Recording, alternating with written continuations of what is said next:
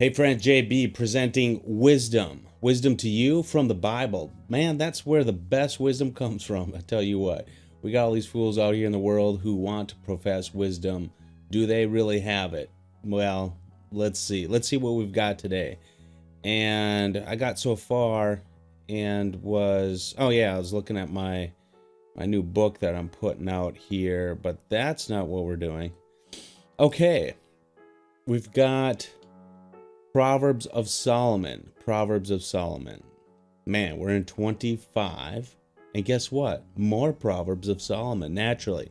These are also the Proverbs of Solomon, which the men of Hezekiah, king of Judah, copied. Okay? So he's got some scribes that have been following around here who have said, hey, look, we've got a guy who's given us some wisdom. Let's write this down for this man, and let's write it down for posterity. And sure enough, it made its way into the Bible. It's the glory of God to conceal things, but the glory of kings to search things out. Now, you might say, let's search things out. It may bring us to that kingship, those qualities of kingship. Okay, and I tell you what, when you have people who are wise, who are knowledgeable, and you start to work towards developing the good characteristics that they have, then you are wise. You are bringing yourself to these new levels, and it's a good thing. So even if you're not a king, search things out. Search out God, okay? As the heavens for heights and the earth for depth, so the heart of kings is unsearchable. Now, I'm not sure where that's going, so let's move along. Take away the dross from the silver, and the smith has material for a vessel. Take away the wicked from the presence of a king, and his throne will be established in righteousness. Well, okay, that one's clear enough. Do not put yourself forward in the king's presence, or stand in the place of the great, for it is better to be told, come up here, than to be put lower in the presence of a noble. Isn't that true? It is better. And yet, you'll see a lot of people these days, the way some of the generations are, they'll try to just pretend that they're so great. Sometimes they get away with it. But you know who's great is God. And when you humble yourself and you say, hey, look, let me sit over here where there's room, and when you're invited up, it's really a blessing. It's so much more special. And to be turned back, say, hey, look, man, we've got a little place up here. You're sitting in it. Can we get you to sit in the back? Man, that don't feel good. That feels terrible. So they're saying, don't do that. What your eyes have seen, do not hastily bring it to court. For what will you do in the end when your neighbor puts you to shame? I had there was a proverb rather, that talked about this last time or the time before, about not necessarily going to court about your neighbor, okay, or testifying against him. So it sounds like, even though maybe you have some information, maybe there's some prudence to going out of your way to open your mouth. I'm not sure. And on the other hand, we should be doing the things that are right. Argue your case with your neighbor himself, and do not reveal another secret, lest he who hears you bring shame upon you, and your ill repute have no end. So, yeah, that makes good sense. Do we do that? It's so difficult because we're so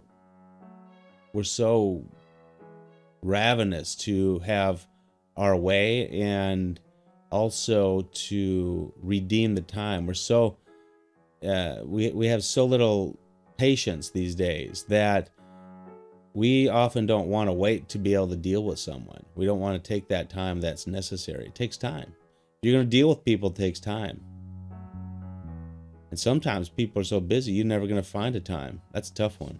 You're going to have to figure that one out, friend. A word fitly spoken is like apples of gold in a setting of silver. Apples of gold in a setting of silver. That's a big hunk of gold. Like a gold ring or ornament of gold is a wise reproof to a listening ear. Like the cold of snow and the time of harvest is a faithful messenger to those who send him. He refreshes the soul of his masters. Man, some people down south where I'm at right now don't know what it's like to kind of go out there and walk on a fresh coat of snow. It just sort of invigorates you. Tell you what, wow. Deep down south, you rarely get it. Like clouds and wind without rain is a man who boasts of a gift he does not give. Boast of a gift he does not give. I'm getting a gift, but I'm not going to give it, but I'll boast about the one I got. Interesting. I never thought like that. That's good. I'm a book that's coming into the portfolio here. With patience, a ruler may be persuaded, and a soft tongue will break a bone. If you have found honey, eat only enough for you, lest you have your fill of it and vomit. Second honey one. The last Proverb 24 had one about honey. Of course, you can eat too much of it, and it's not good. No telling what they had with wild honey back then. Maybe they had a few bee stingers in there. Let your foot be seldom in your neighbor's house, lest he have his fill of you and hate you. I've been there before. When I was a kid, I used to go to my buddy's house all the time. I wore the patience of his folks out. This kid's always over here. Well, I was. A man who bears false witness against his neighbor is like a war cub, or a sword, or a sharp arrow. Trusting in a treacherous man in a time of trouble is like a bad tooth or a foot that slips. That's so true. Man, I've been dealing with these people for years too. It's terrible. Whoever sings songs to a heavy heart is like one who takes off a garment on a cold day, and like vinegar on soda.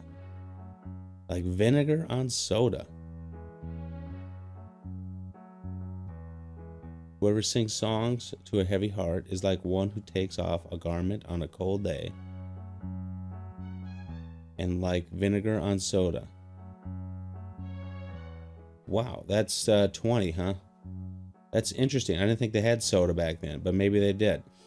If your enemy is hungry, give him bread to eat, and if he's thirsty, give him water to drink. For you will heap burning coals on his head, and the Lord will reward you. The north wind brings forth rain, and a backbiting tongue angry looks. It is better to live in a corner of a housetop than in a house shared with a quarrelsome wife. Now that one's come up quite a bit, huh? Like cold water to a thirsty soul, so is good news from a far country. That's beautiful. Good news, my friends. Like a muddied spring or polluted fountain is a righteous man who gives way before the wicked. It is not good to eat much honey, nor is it glorious to seek one's own glory. You should be seeking God's glory, ultimately, really, truly. A man without self-control is like a city broken into and left without walls. Yep, that's true. My friends, Proverbs 25, we had some golden nuggets in here. The big highlight, like clouds and a wind without rain, is a man who boasts of a gift he does not give. Something I wanted to look into a little bit. Of course, there's one about soda. I don't know what the deal is with that. Number 20, Proverbs 20:25. Let me know if you know what that's about. And a man without self-control is like a city broken into and left without walls. That one is just good stuff. So we're going to highlight that one. When we highlight these, they blast out to my list of links of people. So that's what happens with those. And also then I get, to kind of bookmark them as well. Well, until next time, my friends, this is JB signing off, and look forward to your comments. Take good care, my friends.